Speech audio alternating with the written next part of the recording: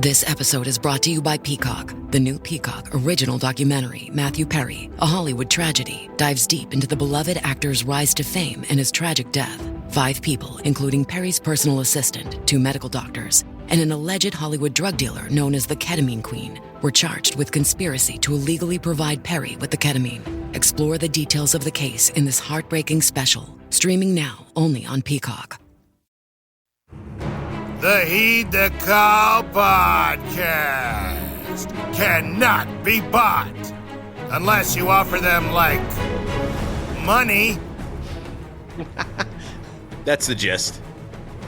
It's that time of year. It's funny money season. It's free agent fever. It's the free agent fervor. Free agent fissure. Free agent food. Free agent fluids. I'm losing the string. Dan Hanzus, Marc Sessler, Sessy. This is the Sunday that wouldn't quit. We are workshopping the free agency tag, and I think that you were taking us through that. And I appreciate free agency the something. That's what we're. Yeah, that's the working title right now. Free agency something. And in the effort to be fully transparent with the audience, this is a addendum to a pod that we taped several hours ago. Yes. With Michael-Shawn Dugar on the Geno Smith trade, and a little bit later James Palmer and some of the various news items. And before we could get that show out the door, multiple bombs dropped here on this Sunday. And let it be yet another reminder, Ceci, that they could talk about the legal tampering period beginning on Monday, blah, blah, blah. But this, like, the mania of free agency, like the NFL, as is always the case, it cannot help itself. It can't just start Monday morning. It now bleeds deep into the weekend. This whole weekend has been news bombs, especially now in the last couple hours as we tape this. Yeah, the sound effect is correct. We've been tampered with. Dan, I know that you are, you're in the Los Angeles area. Your wife is at South by Southwest, if I'm not mistaken, and like you're home alone with the children, and news just keeps churning nonstop at a machine level. So so far today, and it's also daylight savings. Get out the violins, but I'm alone with the 2 kids. We had a baseball practice, we had a baseball game, we had a soccer game, and we're just trying to, like, before I take the kids to Panda Express for dinner. Now I'm recording a second podcast today. I mean, it is what it is, but we're warriors, Mark, and I think that's what people want to know. Like, how do you guys do it? Well, Well, we won, Feminist of the Week back to back, you and myself, and so I think people understand that we're multidimensional. I know Justin was texting about the daylight savings scenario, and was like, I don't know what to do. The daylight savings. Is that what's happening? Is that what you said, Justin? I don't know what to do. The daylight savings. Yeah, he was concerned about that. Yeah, I was just like looking out my window at 7:30 p.m. Central Time, like, the sun's still up? What is this? Yep. Oh, yeah. That's we understand, wild, bro. Justin, and we're with you, brothers. Wild, bro. By the way, a reminder, live streaming all week for free agency starting on Monday, noon Eastern, 9 Pacific. We will be live with 30/30 podcasts throughout the week, leading through Monday, Tuesday, Wednesday, Thursday, Friday, if necessary, to give you everything you need to know in the NFL as the league year kicks off. So let's get into it. Like I said, we're going to have Michael-Shawn Dugar, our buddy, jumping on to talk elements of the Seahawks' future with Geno Smith out the door. That was recorded before the DK Metcalf trade. So a lot happening there. So why don't we start there? Why don't we start with the DK move here? Because we knew Metcalf was a hot in demand wide receiver, a true wide receiver one. And then the question was, okay, they trade Geno Smith. Are they going to follow through on this DK thing after they let Tyler Lockett get out the door? Yes, they do. So DK Metcalf gets moved, according to multiple reports, traded to the Steelers.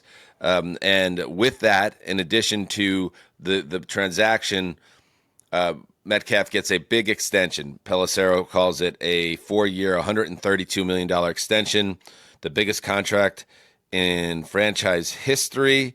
Metcalf had 1 year and $18 million left on his current deal. So Pittsburgh sends a 2025 second-round pick to Seattle, and the teams will also swap late-round picks. DK Metcalf now in Pittsburgh. Who's going to throw to him? Well, that's a fair question, Mark. I mean, it's a team that, your leading receiver last year was Pat Freiermuth. We love it's good tight end, but not a receiver as your leading guy. And so it's like it completely changes Pittsburgh's offense. You're right, though. They're incomplete. Like, who is going to throw to him? But I am trying to, from the other angle, think of a team that went through an overhaul offensively the way that the Seahawks have. I mean, it's just like everyone's out the door. Everyone's gone. And these guys are being picked up for not that much. That's not a high cost for DK Metcalf. I think he's a great wide receiver. Somebody called it on the Thursday show, by the way. Yes, she did. First round pick, Yep. blah, blah, blah. It always ends up being a little less than what you think. I think it's a good trade. This is what I'll say, Mark. Pittsburgh, a lot of us bellyache about how boring the Steelers are. This is an effort to try to change what's happening over there. And the Steelers have a lot of cap space. But they still are a little hamstrung on how to fix quarterback, and we'll see what they do. There's a lot of whispers out there about what they're going to go down in terms of that road, and Aaron Rodgers is, of course, one of the names that is being loosely attached to Pittsburgh right now. They could come out of this really surprising us, Mark, and go and whether you think that would be the right move or not, collective view of Aaron Rodgers to Pittsburgh. If all of a sudden it's Rodgers there with DK Metcalf and George Pickens, with the defense and Tomlin leading the way, there's some juice in Pittsburgh for the first time in some time. Well, they're trying. If you get Aaron Rodgers, things change a lot, and it de-emphasizes George Pickens to some degree, who I think has been identified as a bit problematic on some level. He fits. DK Metcalf just fits in the AFC North. I just see a fit there, and I kind of love the addition. You're being aggressive. You're not taking a back seat. The Ravens have got some issues. For me, I'm just this is a cool move. This is what free agency kind of is. It's like the landscape changes and players come and go to new places, and the Steelers look different to me. And so if you're a Steelers fan, you'd have to say we're at least trying. Who the quarterback is, though, is a massive question in the next chip to fall. Yeah, and it will this week, most likely. We'll see what happens with Pickens. Pickens is entering a contract year where he's going to make $3.4 million. PFT noted it's roughly 10% of Metcalf's new money average. That is stuff that you hear, that stuff matters in locker rooms, and Pickens, who is somebody who might be a little bit difficult to deal with. Is it possible this move was made by Pittsburgh to then spin Pickens somewhere else? We're going to have to see. But as a 1-2 punch, if they can make that work, it's interesting for the Steelers. So we'll see where they go from here. And again, in just a few minutes, we'll talk with Michael-Shawn Dugar more about the Seattle side of things and where they go now that they have moved on from, yes, both DK Metcalf, but, yes, Geno Smith as well. All right, in other quarterback news, and this is big news, and it dropped like a bomb in Western New York. Josh Allen and the Bills, yeah, they're staying together. They reached agreement. Not that we thought that they weren't staying together, Sessler. Right. But this is they're taking care of their dude, the reigning MVP. They reach agreement on a record-setting 6-year, $330 million contract that runs through the 2030 season. That includes $250 million guaranteed, the largest guaranteed total ever given to an NFL player. So Josh Allen, everything the Bills ever could have hoped for and more as a former top 10 pick back in 2018. And he eclipses Deshaun Watson, who previously had the record for guaranteed money, which was $230, all guaranteed in that cursed Browns trade and signing. So Josh Allen gets the bag, as they say, buddy. I mean, I feel like the financial, these deals, they're just going to happen in these off seasons. This is massive money. It kind of speaks a lot to the salary cap, to NFL, the way that quarterbacks are paid compared to 10 years ago.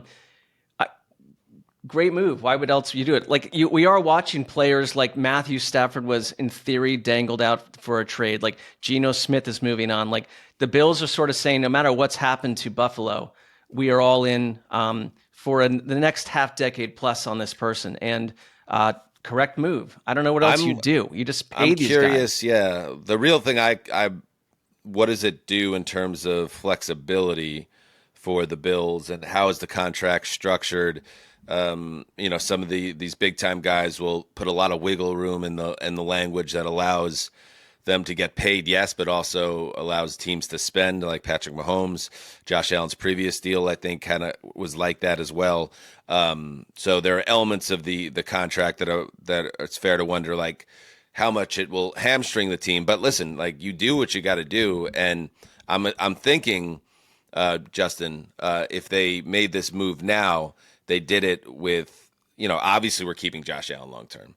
But how do we now, during this window in his absolute prime, do we set up the roster and the salary cap to be able to bring in talent around Josh to finally get it done? So that's probably a big part of the decision-making here as well on the eve of the league new year. Yeah, you're tossing to me for analysis. I love it. Let's do it. Josh Allen and the Bills. Amari Cooper's a free agent. James Cook's a free agent. They have a lot to figure out, so they got to get the numbers. What? Is this not happening? No. Why are you laughing? It was just funny the way you said that. But then you didn't even hit your gravedigger drop. You were so caught off guard. I was caught off guard.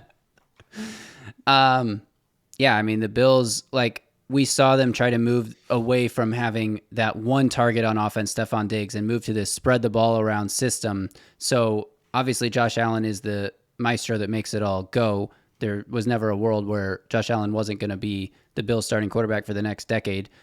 This sort of keeps the money more manageable and pays him at a rate that he deserves to be paid at, because he was tied to this team regardless. Like, they didn't need to do this Right. year. They definitely didn't need to do it today. But if they're going to do it today before free agency opens, so that you have like the full picture of what your salary cap sheet is going to look like over the coming weeks. Yeah, and they ripped up the final 4 years he had remaining on the current contract. So they just kind of did it over again.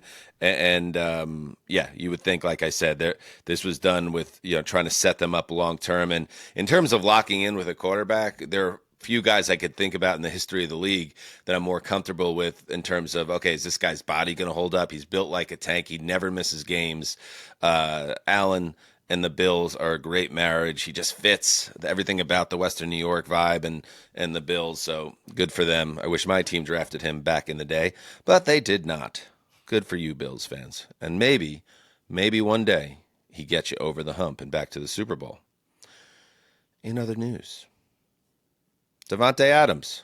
Good for you, Davante Adams. You know what I mean? Like, Right. we don't know we do not know at this moment, Jinx, where Aaron Rodgers is heading. But we do know that Davante Adams, the last couple of years, it's been routinely explained that he, wherever Aaron goes, Davante wants to go. So that might change here, because Davante Adams agrees to a 2-year deal with the Los Angeles Rams. Initial report from Ian Rappaport indicated that, by the way, the Metcalf trade, if you want to talk about how the sausage gets made, I was looking at my phone when the Metcalf trade went down.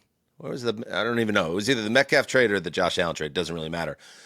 Schefter, Rappaport, and Schultz, literally the same second the tweet came out. From all three. Yeah, agent texts you, then you text it, you tweet it, And I don't know how, but the same second. Like, I looked at it, it was 31, 30, 29. I'm just like amazed by, I mean, listen, like, that is a life. That, like, you are staring at your phone and literally putting down your phone to go get an iced tea could be the death of you within that world. I don't know how people do it. I really don't. It's I mean, I would say that if on this day and on these days specifically, like, they are sitting by the phone and no family interference. There will be no other rituals that are involved at all. So, like, it's basically You're saying like Ian's not at the soccer game today and the baseball no, they're game like and at baseball the practice? starting gate. Yeah. So, like, the minute that agent information arrives, like, they will be separated by like a mere second to get now. Like we did a show, and then I went and took a nap and woke up to 106 text messages from the two of you. It was like, where are you? Wake up. Let's go. It's like, whoa, hello. But like, I'm not an insider, but like, and then I think people can see that clearly, but like, here we are. So you're inside my heart, Mark. Davante Adams. Yes. Heading to the Rams. The top 10 football insider. It is the report is that the deal is worth $46 million, $26 million of that guaranteed.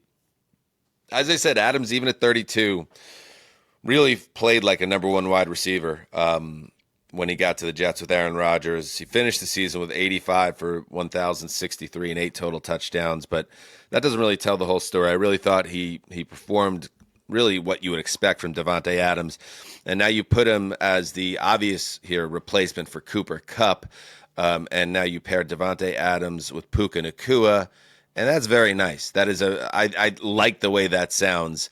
And I think Stafford, if they could keep Stafford upright, this offense, this pass game is not going to miss a beat with Cooper Kupp going wherever Cooper Kupp heads probably later this week. Well, you just trust it.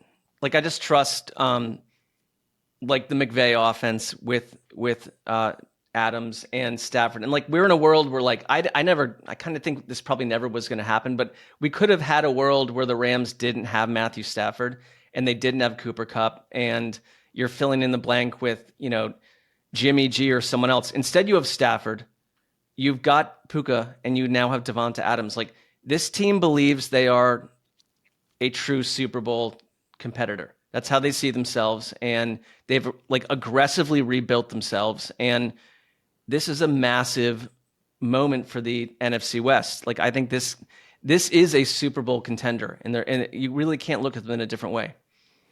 Yeah, they seem like a team that could be ready to take the next step with a good free agency, good draft class. And like I said, I think Adams will fit in very well with that offense. And you know that Sean McVay knows exactly how to use him. And to your word, Mark, yes, I trust that that's a good fit for Adams. And even if he's not playing with Aaron Rodgers, he's put himself in a good situation here in what will be, the final years of his, as a player or a high-level player. He's in the right spot to thrive. A few more quick things before we throw it to Michael-Shawn Dugar. The Patriots are signing Harold Landry, who was cut loose by the Titans, to a 3-year deal for $43.5 million with $26 million fully guaranteed. Big money. Also getting big money, this from Jordan Schultz. Linebacker Jamie Sherwood will re-sign with the Jets. Also, similar money, $45 million, 30 of that guaranteed. Sherwood he stepped in for C.J. Mosley last season and became an anchor for the Jets' middle of their defense. So keeping him was a smart move. And the Falcons have agreed to a 2-year, $45 million extension with left tackle Jake Matthews. That's from Rap Sheet. So that's where we're at, Ceci. And we're not recording again today. So, NFL, that's it. The door's being closed on this end until tomorrow morning as we throw it now. Do you have any final words before we go back to a younger version of ourselves from a couple hours ago? What if we learned that like Tom Brady out of pocket decided to join Al Qaeda? Like that we probably would re-record on some level, like a story like that, of that nature. That's like a little. We'll do that on Rolling Thunder. How about that? I like that. I think that's tonally that fits over there. All right. Without further ado, I want to throw it to John Schneider, the general manager of the Seattle Seahawks, who just about a week and a half ago had this to say about Geno Smith. Geno Smith has been your starting quarterback ever since Russell Wilson was traded to the Broncos, entering the last year of his contract. Mike McDonald's made it clear that's his guy. Yep. I mean, is there any doubt that Geno Smith is the guy for 2025? No, I mean, Geno will be meeting with his guys down here, and and I don't foresee him not being with us. What are we even sending these GMs and coaches to Indy at this point if they're just going to lie to our faces? I need the truth. Tell the truth. Tell the truth. Tell the truth. Yeah. We need that. So, Mark, let's do it. Let's go to someone who really knows the truth and what's going on up in Seattle after a blockbuster trade. Geno Smith headed to the Raiders, joining us on short notice, and we really appreciate it. The great Michael-Shawn Dugar of The Athletic. Money Mike, what's up, baby? What's up? How you guys doing? Oh, Mike. A Sunday. On a Sunday. Money Mike on a Sunday. I like that. Listen, Mike, we are so happy to have you here. And there's a lot going on with this, Mike, because not only are you no longer, as the beat man of the Seahawks, responsible for Geno, you might have Sam Darnold coming in through the front door on top of it. Let's go one thing at a time, though, Mike. Let's go one thing, because that's pretty heavy. I know it's a loaded thing if you listen to our show and you know where Mike stands on Darnold. But with the Geno Smith move, you heard Schneider lie at the combine. That's what they do. How shocked were you that this went down, this move, sending Geno Smith to the Raiders for a third-round pick? I wouldn't even call it Schneider lying, because I would imagine at that point, so that was Tuesday of the combine. They met with Geno's guys, according to Schneider, on Friday. I just know how quickly things change in the NFL. What's true Tuesday may not be true Saturday. I do believe that he thought there was no doubt at the time of what he said to Chris Sims and Mike Florio of Pro Football Talk, that there was no doubt that Geno will be their guy for 2025. I do believe he thinks that. I also believe that they had a number in mind that they felt Geno was worth. It's kind of unclear what that is. A report now that it was somewhere between 40 and 45 million a year. Another report that was around 35 million a year. I'm still trying to get to the bottom of that. It kind of goes back to what we talked about in our 10 Commandments about, like, for the media, agent fluff, what these deals are genuinely per year versus what they're worth up to per year. I think that's very important to consider with Geno. Remember, his last deal was worth 25 million as a base, but it was worth up to 35 million per year with performance escalators. That's a huge difference in reporting, depending on, who you get that information from and how you want to present how the Seahawks felt about Geno. I think that's part one of what John said and how the Seahawks feel about Geno. Part two, going to whether I was surprised, not necessarily, because I've always felt that Geno's teammates and Geno's coaches felt stronger about him than John Schneider in the front office. You could just kind of see it with how John talked about him versus Geno, versus how Mike Macdonald talked about him, how Pete has talked about him, how his teammates have felt about him. Hell, how opponent coaches have talked about Geno has been stronger than John Schneider, who last offseason at the combine, this was John also telling the truth, he said Geno is our quarterback until he's not.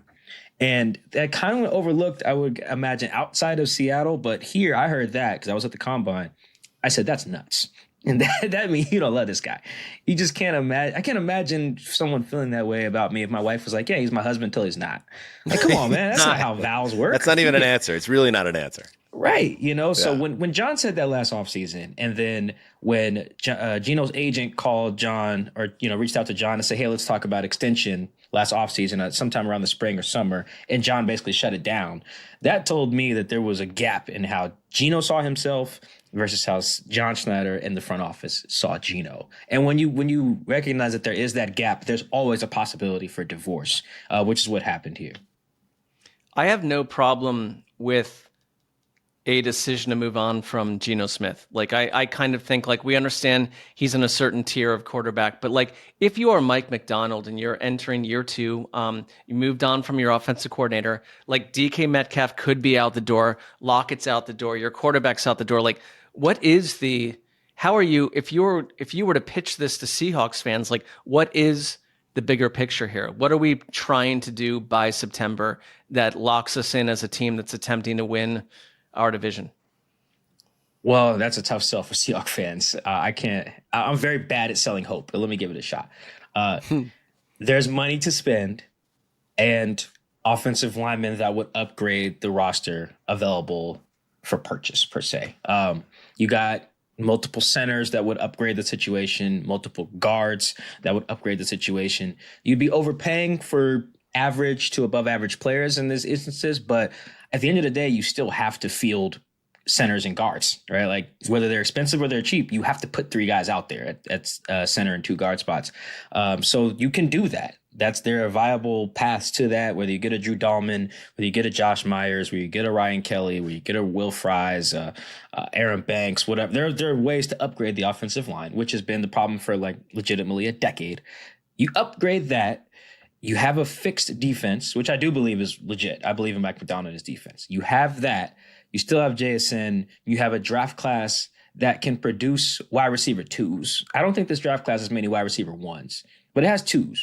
You get you a 2 to complement Jackson. You fix your run game, your offensive line.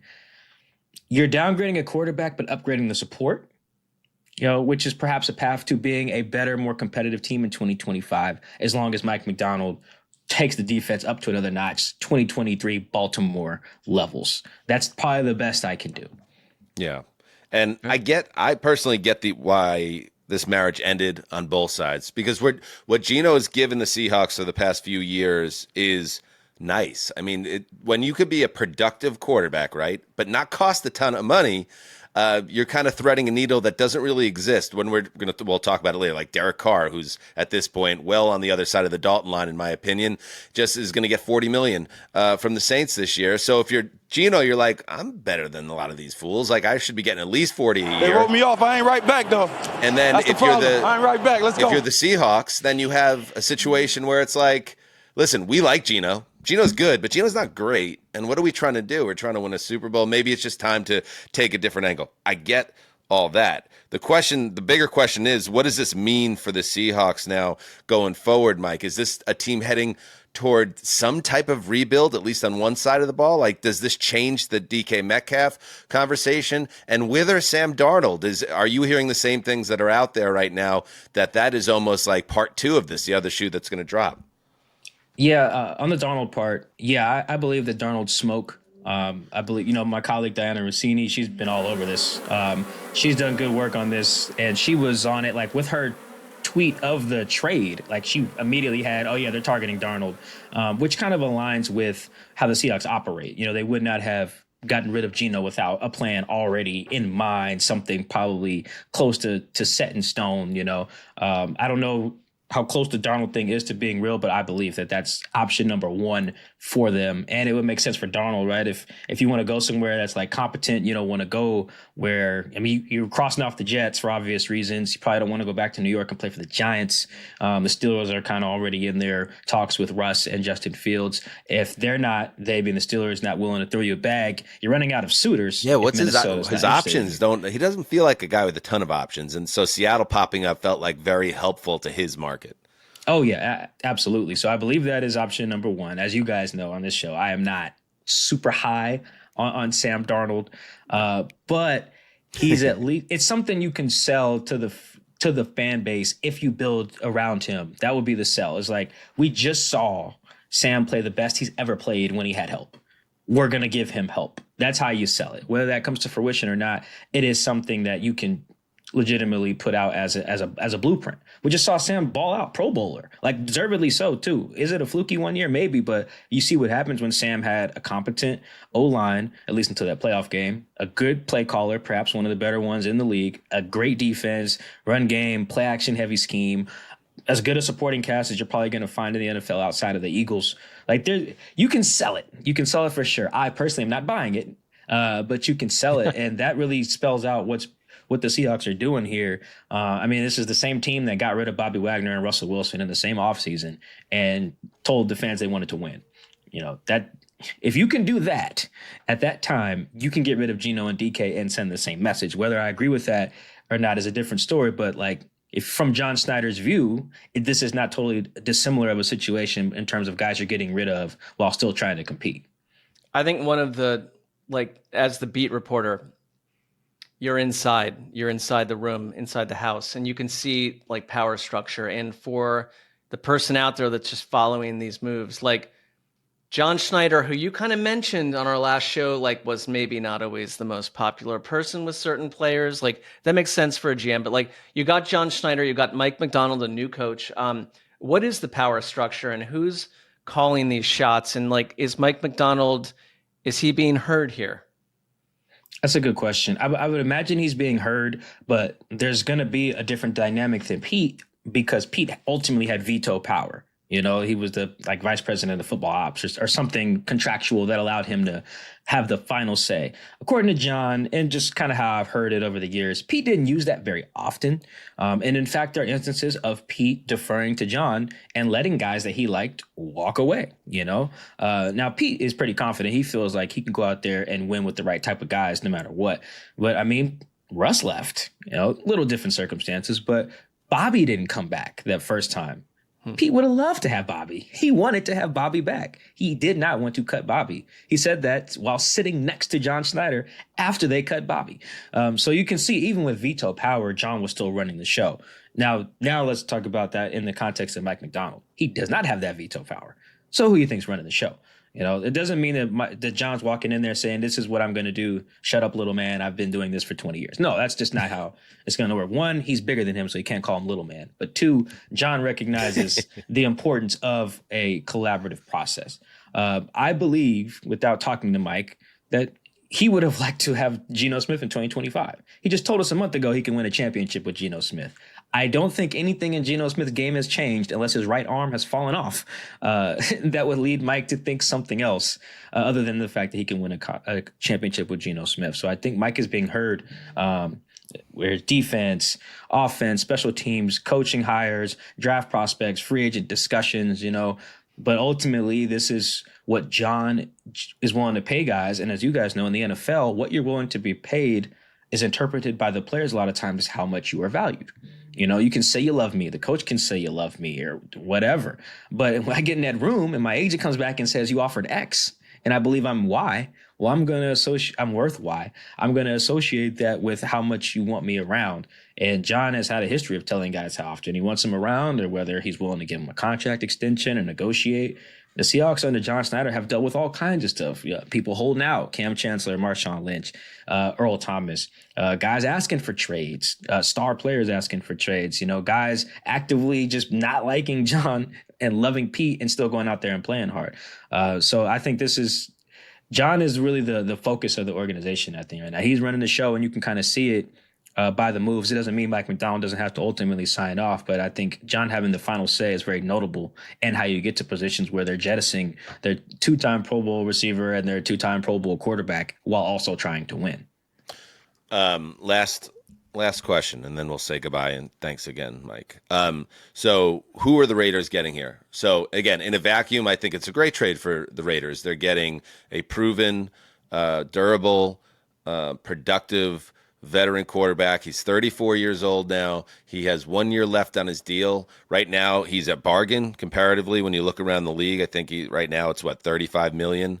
Right now, they might do business, obviously. But one note I want to point out that Smith in his last 3 years in order has been 7th, 14th, and 21st in QBR. Have you seen any type of drop-off in Geno's play in recent years? Is there anything to that beyond just scheme and every season's different? Like, are the Raiders getting a good quarterback in your opinion?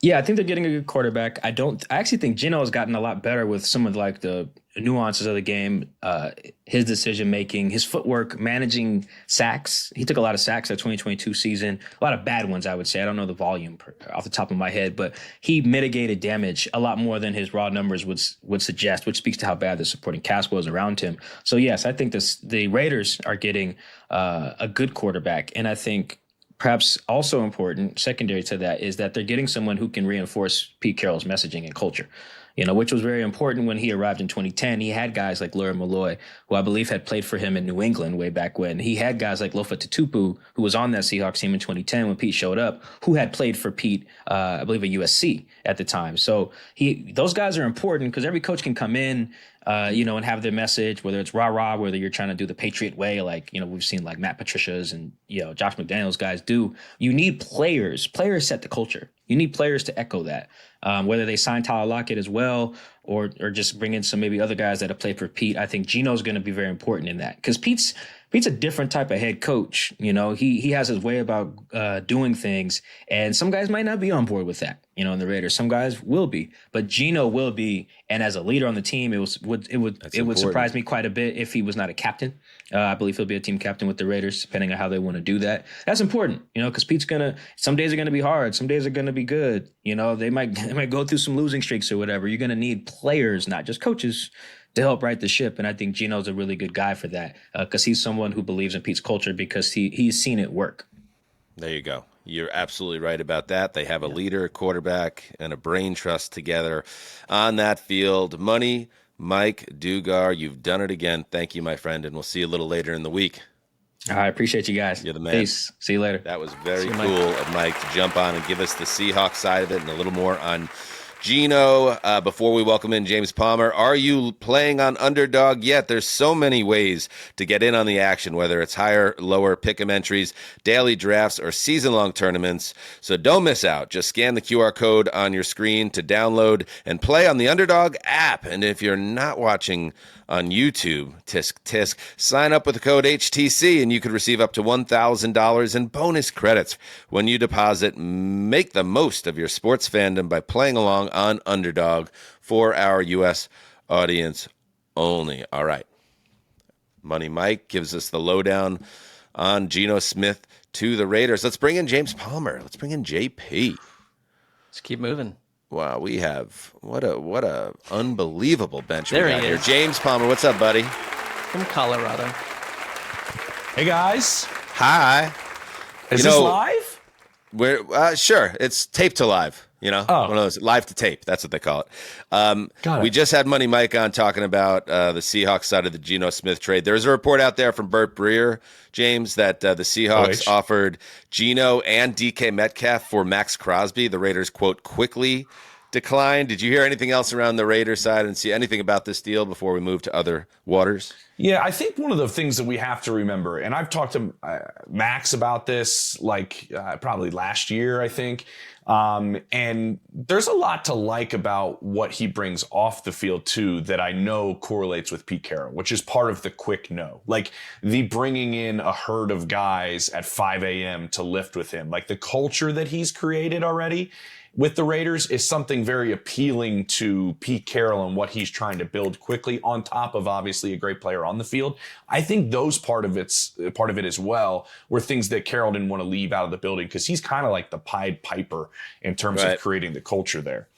I like what they're doing. I mean, I think the Geno move makes them a more serious team. Like you could take this team seriously with Geno, even if you don't see Geno as a star player, which he's not, but to me, a very solid option, as long as you don't go crazy now and hand out a goofy extension that is overpaying for what he is, like finding that sweet spot. But Geno on the offensive side, who's a leader, as Mike said, that guys respond to. Max Crosby on the defensive side of the ball, and then a guy in Pete to oversee it all, Ceci. Like that seems like the Raiders, I don't want to, these teams that are always bad, you kind of jinx yourself by saying, oh, they figured it out. But maybe they're starting to figure some things out here. Yeah. Pete Carroll does not want to spend 4.5 years creating how the room should look, the culture, the feeling, the energy, the conversation, the verbalization. Like that's happening right away. Like to your point, James, I'll never forget. I went to report on the final Raiders game in Oakland. They play the Jaguars and they lost. Like, thank you, Derek Harper. They lost, but there was a woman photographer on the sideline. That wasn't his fault. That was one of the most egregious blown calls ever. Really, I'm just saying. I'm not pinning it on one Derek person. Carr always taking shots. You were there. Yeah. You knew he slid down to win the game. Your own eyes too. They screwed him, bro. I'm not. It's not really a Derek Carr scenario, but on the sideline before the game, when I was down there for all the fanfare, there was a very powerful woman taking photos with one of these giant cameras. What do you mean, powerful woman? Very powerful in her body and in her spirit. And it was the mother of Max Crosby. She is a photographer, and she was down there on the sideline photo capturing. And he was a rookie at that point. It was his first season. And who knows what would have come from this. But I do think, to your point, that the Raiders this offseason feel like they finally, and it's we can't just say it's Tom Brady, but the Raiders have some sort of compass or direction at this point. Little juice. They got some grown-ups. It's been a long time. They felt like a floating ship on the sea to me, and they feel a little bit different now. I mean, are we talking 12-5? No, we're not talking. No, but we're talking like but a tough take team, us maybe. seriously in a division Yeah. where like we've never taken you seriously with the in the Mahomes AFC West era, but now it's like we got Tom Brady in there making moves. Like we've taken the owner, he's got a wonderful haircut. We've moved him out of the way a little bit. So yeah, I like that. Yeah, I mean, you hit me with a 6.5 over under on Raiders. I'm banging the over. Let's go. I'm going over 8. Over 8. I'm curious what they do weapon wise for him, because like they're kind of quietly shopping Michael Mayer. They're kind of quietly looking around to see if anybody wants like Jacoby Myers. Like, how do we shuffle this around? And we still need an X, right? We need a number one to like a big body receiver on the outside with Brock Bowers, who I talk to people around the league all the time, guys. Like, there are many people around the league. This is the best tight end in football already after 1 year. And then I look at the O-line compared to what Geno came from. That's my fear of Sam Darnold, if you want to get into it, if he's the one who ends up running that offense for Seattle, because that offensive line is not good. And that played a part in some of his turnovers and the 50 sacks. I think this group is a little bit better that Geno will be behind. At least the Raiders do. And they think that's going to be a little bit added impulse to Geno as well. And I'll save my Sam thoughts for when something actually goes down. But my faith in Sam Darnold isn't blind. The situation and the fit has to be there. Mm-hmm. And while Seattle would be better than, say, New York or something, I would be a little bit nervous. Okay, let's see what else is going on. Okay, huge news what came down this morning.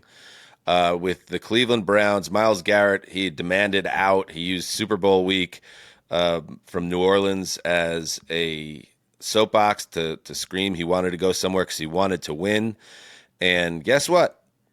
Money wins in the end. It always does, because the Browns pony up a massive contract for their star defensive end, $123.5 million in guaranteed money, averaging $40 million a year.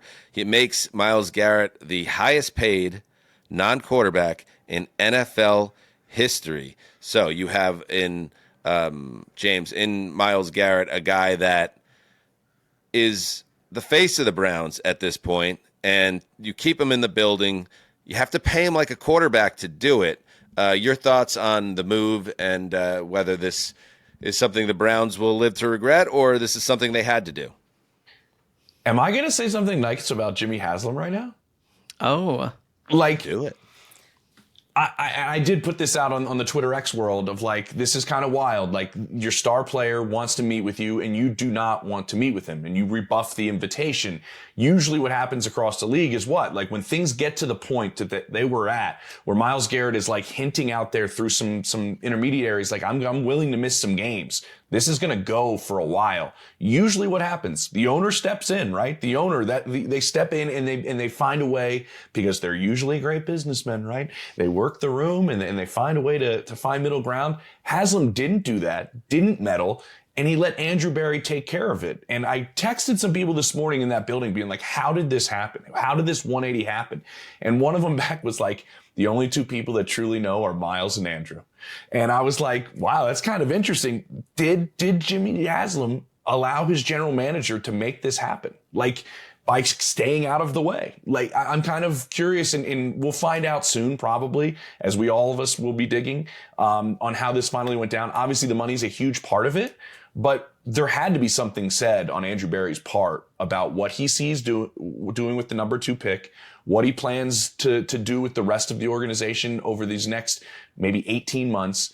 And you have to think part of that sold Myles Garrett as well as the money, because he does think a little differently. He does, if you've ever interacted with him, Myles is wired a little bit differently. And so I think there was a pitch in there that maybe Jimmy Haslam let Andrew Berry make, and it might have hit, honestly, because the deal's done. I was never in this for the money. I was. That's why I did this show. But it turns out that the money was an absolute necessity for me. I don't know. Justin, our producer, texted me earlier, like, are you happy that this happened? As a lifelong Browns fan, like, I don't know. Oh, Sassy, you're killing me. Oh, wow. Why? Why? You've been on our show twice this offseason, leading segments, ruining that the Browns can't keep their star players. I suggested and how they sad trade and him on our upset last you were episode. for the Browns that Myles wants out and what a failure it is.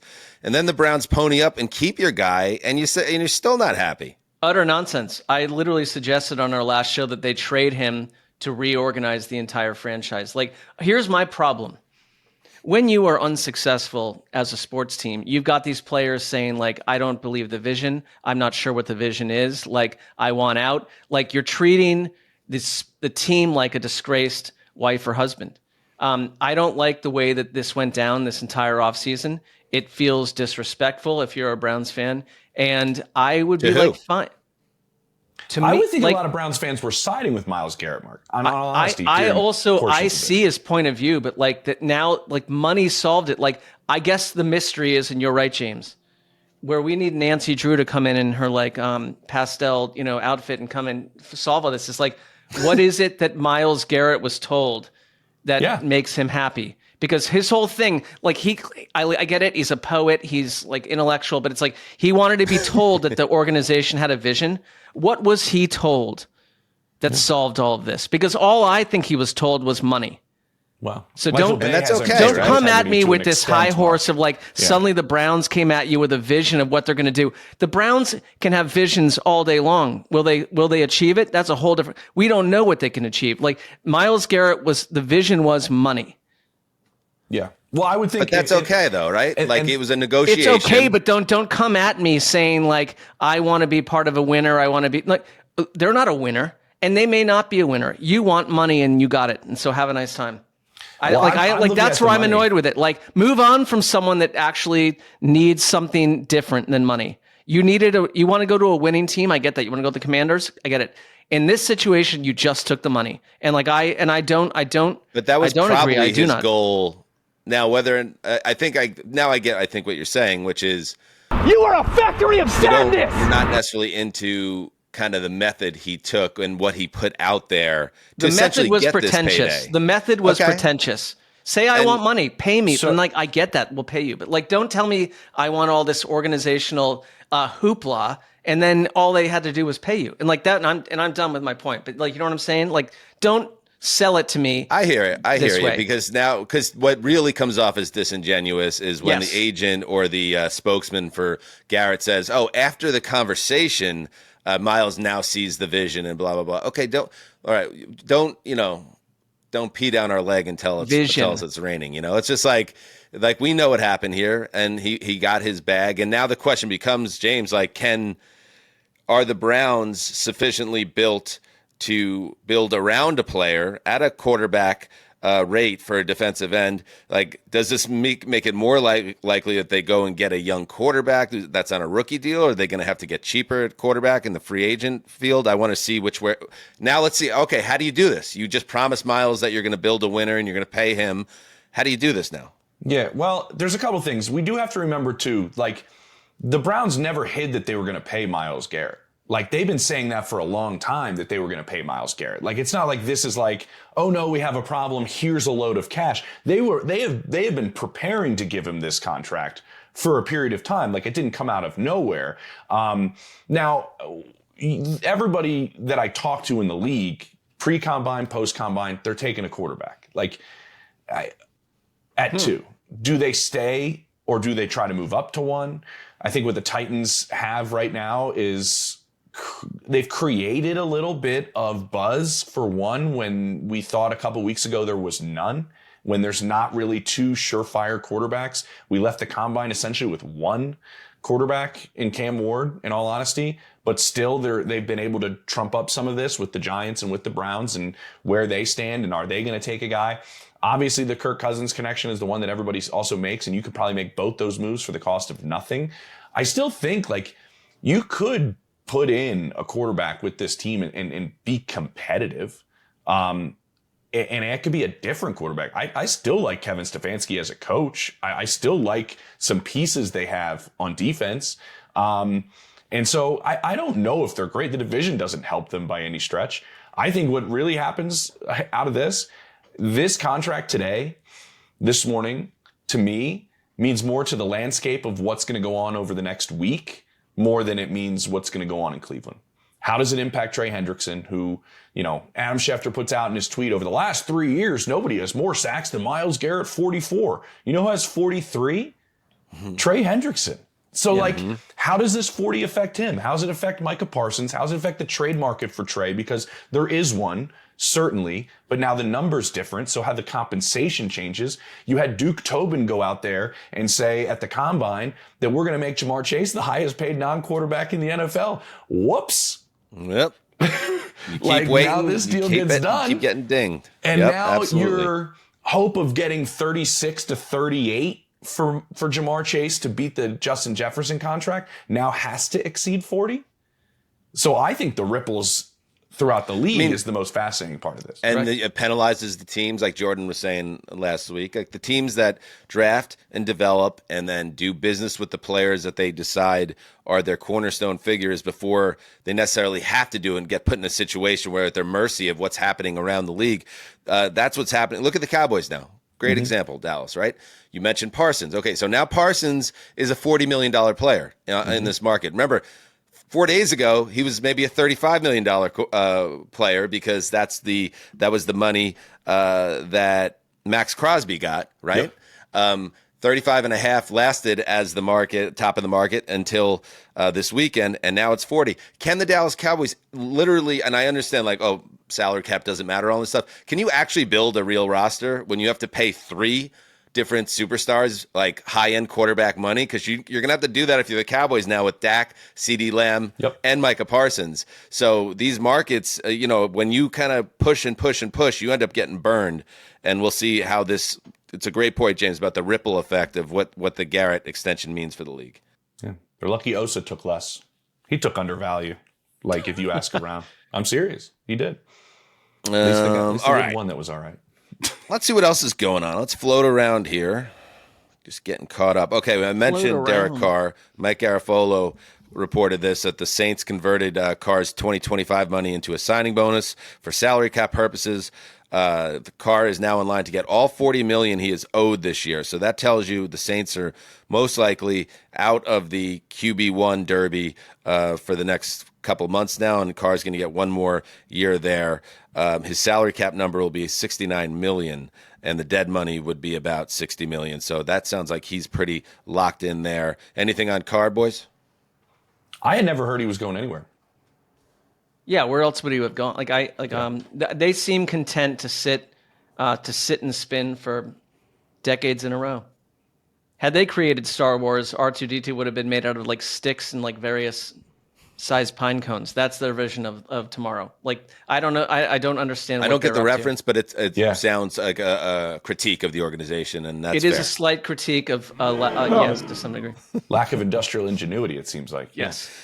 Diana Rossini reported the Ravens and Ronnie Stanley are in agreement on a 3-year, $60 million extension with $44 million guaranteed at signing. So that's good news for Lamar Jackson. The Bills signed edge rusher Greg Rousseau to a 4-year, $80 million extension with $54 million guaranteed. And in a corresponding move, Pelissero had this. The Bills are releasing 8-time Pro Bowl pass rusher Von Miller. Miller is turning 36 this month, was due $17.5 million with no guarantees. So Buffalo says bye-bye. Pretty chaotic run in Buffalo for Von Miller. And James, what kind of market do you see for the 36-year-old at this stage? He can go. This was strictly on the they had to get in proper salary cap stance by Wednesday. That was a big part of this, a huge part of it. He can return.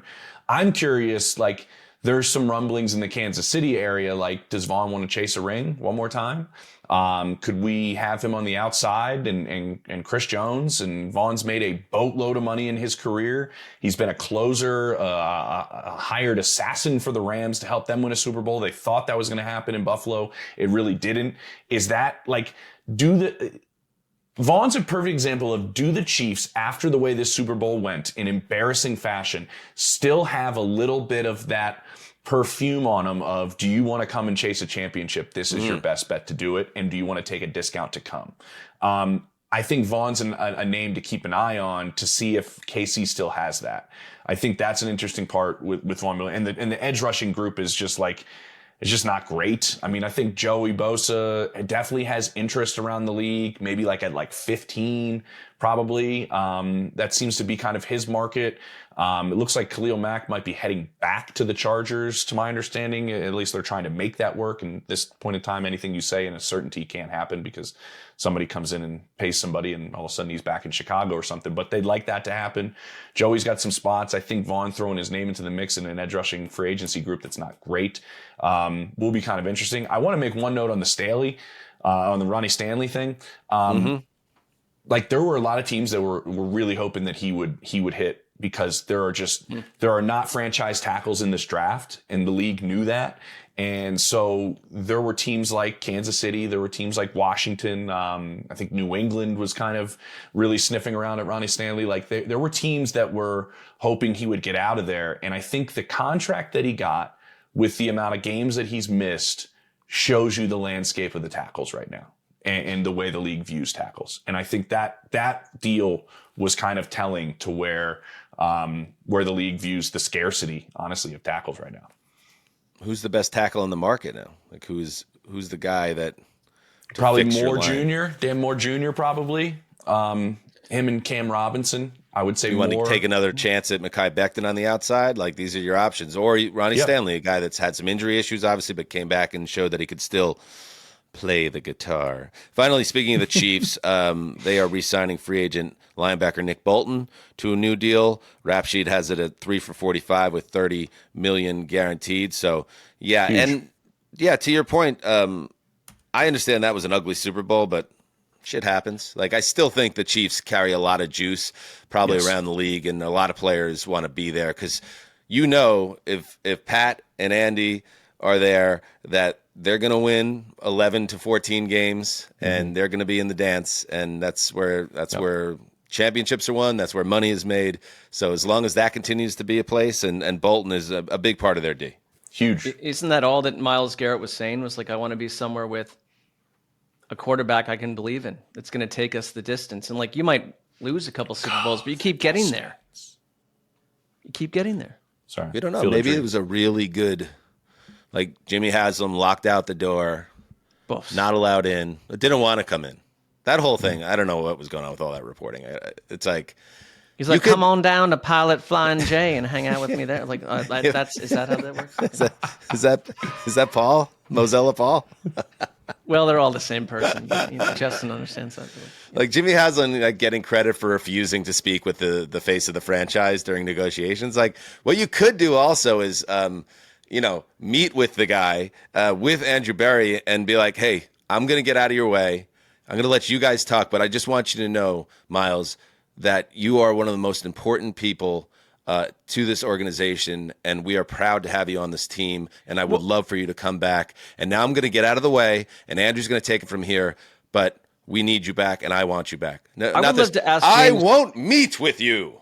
I would love to ask James a question based off of that. It's like, is that the headspace of like a Jimmy Haslam? Like, I won't meet with, like, is that how this works? Like, come on, like, why would you not just have we text, we call, like, let's get on the phone and like, this is the best defensive player in the league, arguably. Like, I won't speak with you. What are you doing that's so important? I was taken aback by it, in all honesty. Yeah. And I think the Arthur Blank and Kirk Cousins meeting in the same day makes it kind of hilarious, because Arthur was just like hunched over and said, yeah, let's go up to the press box. Let's have some soft served ice cream. Right.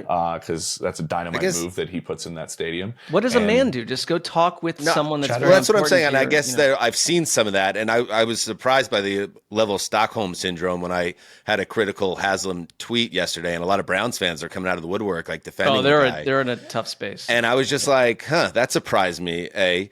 And B, like, why we don't need to bend over backwards to give Jimmy Haslam the benefit of the doubt that he handled this the right way. It's like he probably didn't, and it still worked out because they had a ton of money to give the guy. But this is the same guy that basically willed Deshaun Watson to be the face of the franchise previously. So, and 100 different bad things before that. So Haslam's still squarely in the category of terrible owners until really proven otherwise. That's my only take on the whole. Yeah, my take on it was it almost haphazardly happened that way. And now we're looking at it going like, wow, did the ball just bounce that way properly by a decision that we all scratched our head on, and Andrew Berry ended up making it. I've work. done the Like, same that's thing with the odd Woody spot. too, Yeah. and it's just like, wow, I guess maybe he kind of handled this the right way. He's like, no, he probably didn't, but it looked like it worked out. And then these things for the certain franchises tend not to work out. And Even a broken clock's right twice a day. Yeah. Anyway, beware of bad owners, and certainly beware of defending them. All right, 8 o'clock delight. All right, the Chiefs. Speaking of the Chiefs, they re-signed Hollywood Brown, 1-year deal worth up to $11 million. I think that makes sense for both sides after an injury-ruined season for Marquise. In other news, the Bucs agreed with star Davante David back for one more year, $10 million, 9 guaranteed, age 35. Still had something in the tank there last year, James? He's got a little something. They love him. They love bringing people. They love their guys. That's what Jason Light does. Like, expect Chris Godwin to go elsewhere? I don't think so. Cardinals, one of their guys is outside linebacker Baron Browning. They bring him back on a 2-year, $15 million deal. The Lions are doing a lot of work. They are planning to release pass rusher Zadarius Smith. He had 9 sacks last season, Mark. He should have a market. Good player, like traded for him, like he fits in. I don't know why you'd move on from him necessarily. Productive everywhere he goes each year. Jerron Reed, defensive tackle, re-signs with the Seahawks, 3 for $25. Bengals re-signed Mike Gesicki, 3 for $25.5. Panthers re-signed tight end Tommy Tremble on a 2-year deal. Also, Zach Ertz is going back to the Commanders, 1 year, $6.25 million, $9 million with incentives. He had a really nice, strong close to the 2024 season. I mentioned the Lions. They're bringing back edge rusher Marcus Davenport on a 1-year deal. Linebacker Derek Barnes signs a 3-year, $25.5 million extension. Tutu Atwell and the Rams, 1 year, $10 million, fully guaranteed. $10 million for Tutu Atwell. Is that where are we at there, Jim? There's a scarcity of speed right now, and that's an indication of where things stand with these kind of guys that can really stretch the field vertically. You look at the rest of the free agent market, and you got Keenan Allen, who's 33, you got Hop, who's 33, you got Amari Cooper, who's 31. I think the Tutu Atwell deal is an indication of like Darius Slayton getting some money. Like, he's been a guy that is underrated in a lot of people's minds across the league, mainly because of just shitty quarterback play consistently with him. And I think the Atwell deal shows us that there's kind of a lack of that player in the draft a little bit as well, in terms of that speedier guy. I thought that like these deals, that's what I like talking about. Certain deals are very telling for the way the rest of the market's going to go over the next 10 days. Linebacker Terrell Bernard, 4 years, $50 million extension with the Bills. Bobby Wagner, he's coming back to the Commanders, another veteran who still showed he had some gas in the tank. 1-year deal up to $9.5 million, $8 million guaranteed. Vikings re-sign running back Aaron Jones to a 2-year, $20 million deal. I was wondering if they were going to do that. I'm a little bit surprised. Finally, some guys entering the free agency market. Jonathan Allen, the DT, released by the Commanders. Malik Collins, released by the Niners. Harold Landry, released by the Titans. Shaq Mason, released by the Texans. Josh Reynolds, Evan Ingram, and Ronald Darby, all released by the Jaguars. And Gus Edwards will be released by the Chargers, per Adam Schefter. Aren't we about 72 hours away from this just being data? Like the stories are happening already, and then it's like it just becomes like processed data at that point. A lot of these maneuvers. Well, it is. They're quite literally transactions, so it's transactional. Yeah. But I think it's us. It's on us, Mark, to bring the flesh and blood to it all. Oh, that's what we do. I forgot about that part. But like, mommy went to store and bought apples and steaks and milk, 2% milk. Daddy can make go a to the story store out too, of it. Mark. Like, make a story out of it. Daddy can go to the store too to get the apples and the steak. Yeah, I do think that's true. That like it's not called Mark. Yeah, I don't think that it's and that's not my angle. Was not that only women should go to the grocery store. And like you want to do. be on the cover of Feminism Weekly? Well, I just was. So. Just was. They're pulling it off the newsstands. After He's a that top comment. 10 football insider. Not for long. Hey, there you go. We're caught up. We're all caught up. Mark, ad read. Hey, by the way, did you guys know Underdog isn't just higher, lower pick'em entries? They also have streaks you can enter for as little as $1. I knew that, Mark. I knew it. Well, some people There's do a lot not. of great stuff. I don't know if James Underdog, does. yeah. James is here. We don't know if he knows. You can enter for as little as $1, get a nice streak going, and win as much as 1,000 times your entry. Hell yeah. Or if you have a nice streak and you don't want to risk it anymore, some of us are that way. We're fashioned that way. You can cash your streak out anytime. Check out streaks by scanning the QR code on your screen to download with the code HTC and receive up to $1,000 in bonus credits for our U.S. audience. Only. Nice. James, what you got going on this week for guys? Free agent. Just- We're working just on a never name, by the stops. way. Free agent fervor, fissures, In progress, yeah. food, free agent fluids. What? Does it have to be an I F? feel like I'm losing it a little bit. Yeah. Yeah. Losing the thread a little. Yeah. Free agent fluids. I don't think we Free should go agent with that anarchy. one, but yeah, I don't know. interesting. Free agent fluids. Free agent anarchy is a little too cool for this free agency class, I think. Yeah. These guys don't deserve that name.